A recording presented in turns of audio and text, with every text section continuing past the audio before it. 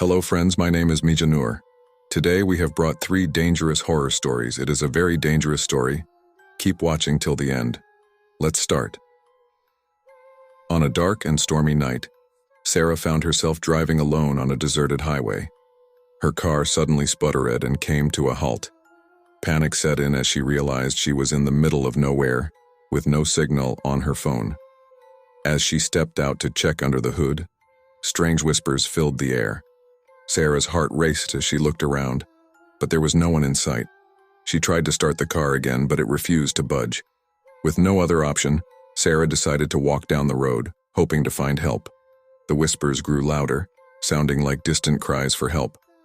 Shadows danced in the trees and Sarah felt a chill run down her spine. After what seemed like hours, she saw a flickering light ahead.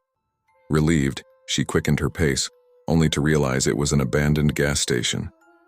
The air grew colder, and Sarah sensed a presence behind her. Turning around, she saw a figure standing in the shadows, its eyes glowing in the darkness. Frozen with fear, Sarah watched as the figure approached, reaching out with ghostly hands. Just as it was about to touch her, a car pulled up, its headlights illuminating the area. A kind stranger helped Sarah into the car, and as they drove away, she looked back at the abandoned gas station. The figure was gone, but Sarah knew she had encountered something otherworldly that night. Story 2. The Vanishing Road. Mark and Emily were driving home late one evening when their car broke down on a desolate stretch of road. With no cell reception, they decided to wait until morning to seek help. As they settled in for the night, strange noises echoed from the surrounding woods. Mark brushed it off as the wind, but Emily couldn't shake off the feeling of being watched. When dawn broke, they ventured out to find help. To their horror, the road they had parked on had vanished. In its place was a dense forest they had never seen before.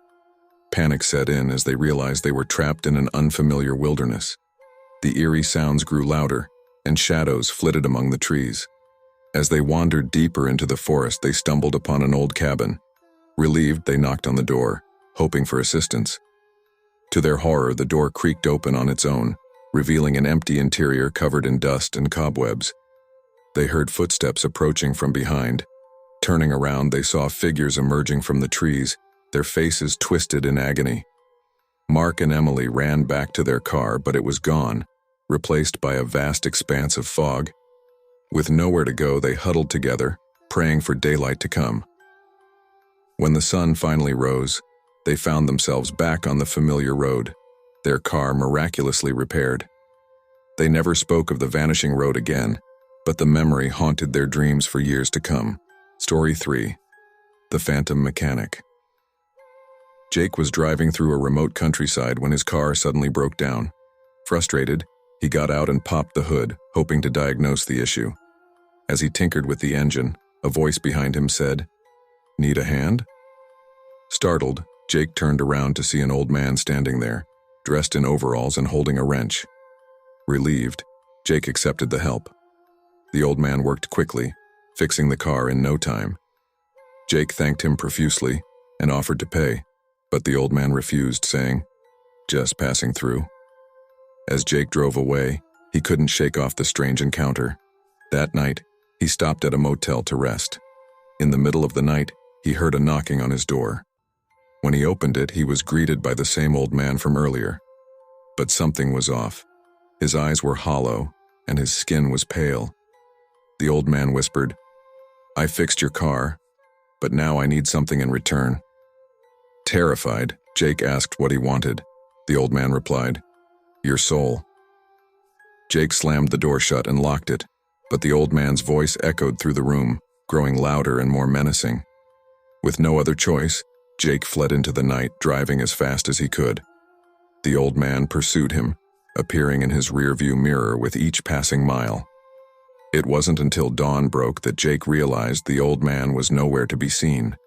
Shaken, he reached a town and sought help from a local mechanic. As the mechanic inspected Jake's car, he said, "You're lucky to be alive. This car was tampered with. Someone wanted to make sure you never made it out of here."